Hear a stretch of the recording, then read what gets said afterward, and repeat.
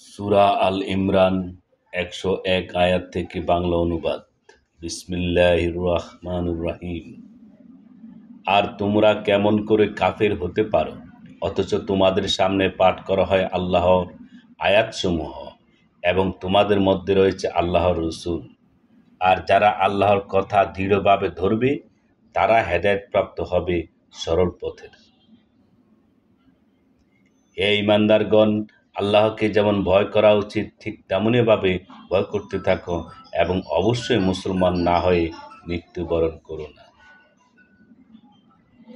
আর তোমরা সকলে আল্লাহর রজ্জুকে সুদৃঢ় হস্তে ধারণ করো, পরস্পর বিচ্ছিন্ন হইও না। আর তোমরা সেই নিয়ামতের কথা স্মরণ করো যা আল্লাহ তোমাদিগকে দান করেছেন। তোমরা পরস্পর শত্রু ছিলে, অতঃপর আল্লাহ তোমাদের মনে সম্প্রীতি দান করেছেন, ফলে এখন তোমরা তার অনুগ্রহের কারণে পরস্পর ভাই ভাই হয়েছ। তোমরা এক অগ্নিকুণ্ডের পাড়ে অবস্থান করছিলে, অতঃপর তা থেকে তিনি তোমাদেরকে মুক্তি দিয়েছেন। এভাবেই আল্লাহ নিজের নিদর্শনসমূহ প্রকাশ করেন যাতে তোমরা হেদায়েতপ্রাপ্ত হতে পারো। আর তোমাদের মধ্যে এমন একটা দল থাকা উচিত যারা আহ্বান জানাবে সৎকর্মের প্রতি, নির্দেশ দেবে ভালো কাজের এবং বারণ করবে অন্যায় কাজ থেকে। আর তারাই হলো সফলকাম। আর তাদের মতো হইও না যারা বিচ্ছিন্ন হয়ে গেছে এবং নিদর্শনসমূহ আসার পরও বিরোধিতা করতে শুরু করেছে। তাদের জন্য রয়েছে ভয়ঙ্কর আযাব। সেদিন কোনো কোনো মুখ উজ্জ্বল হবে আর কোনো কোনো মুখ হবে কালো। বস্তুত যাদের মুখ কালো হবে তাদের বলা হবে, তোমরা কি ঈমান আনার পর কাফের হয়ে গিয়েছিলে? এবার সেই কুফরির বিনিময়ে আযাব আস্বাদন করো। আর যাদের মুখ উজ্জ্বল হবে তারা থাকবে রহমতের মাঝে, তাতে তারা অনন্তকাল অবস্থান করবে। এগুলো হচ্ছে আল্লাহর নির্দেশ যা তোমাদিগকে যথাযথ পাঠ করে শোনানো হচ্ছে। আর আল্লাহ বিশ্বজাহানের প্রতি উৎপীড়ন করতে চান না।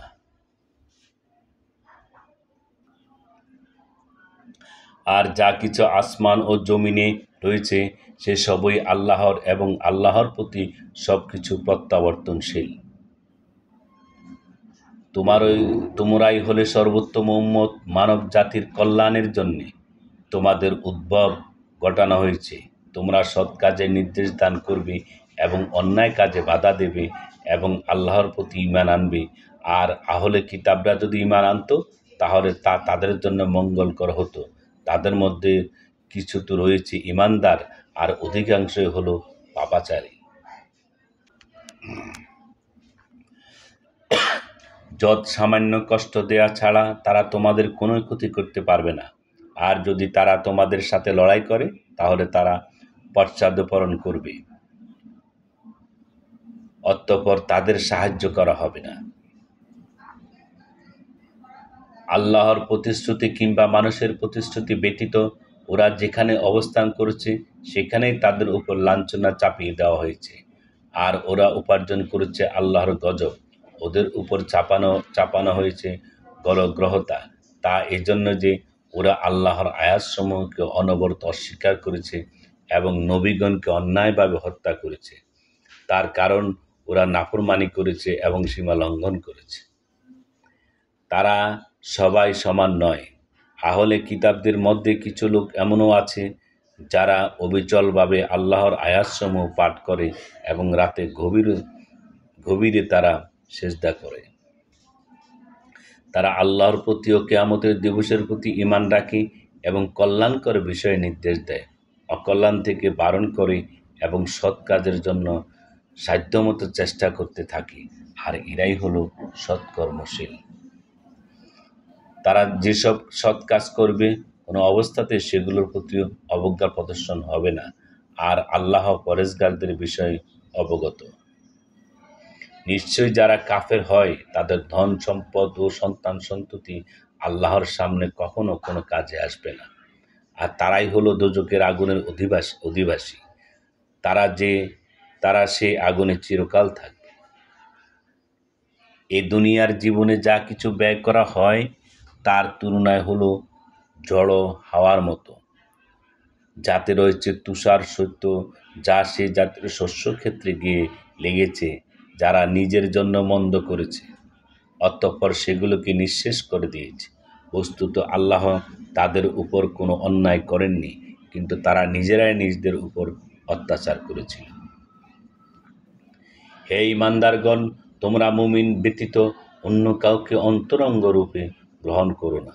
তারা তোমাদের অমঙ্গল সাধনে কোনো ত্রুটি করে না। তোমরা কষ্টে থাকো, তাতেই তাদের আনন্দ। শত্রুতাপ্রসূত বিদ্বেষ তাদের মুখে ফুটে বেরোয়, আর যা কিছু তাদের মনে লুকিয়ে রয়েছে তা আরও অনেক গুণ বেশি জঘন্য।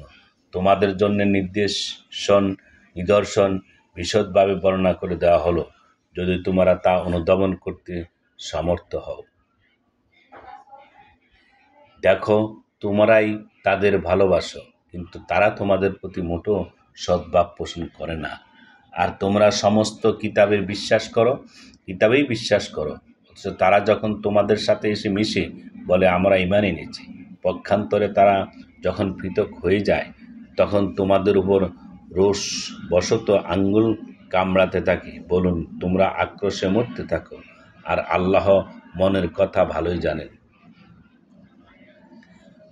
তোমাদের যদি কোনো মঙ্গল হয় তাহলে তাদের খারাপ লাগে, আর তোমাদের যদি অমঙ্গল হয় তাহলে আনন্দিত হয়। আর তাতে যদি তোমরা ধৈর্য ধারণ করো এবং তাকওয়া অবলম্বন করো, তবে তাদের প্রতারণা তোমাদের কোনো ক্ষতি হবে না। নিশ্চয়ই তারা যা কিছু করে সে সমস্ত আল্লাহর আয়ত্তে রয়েছে।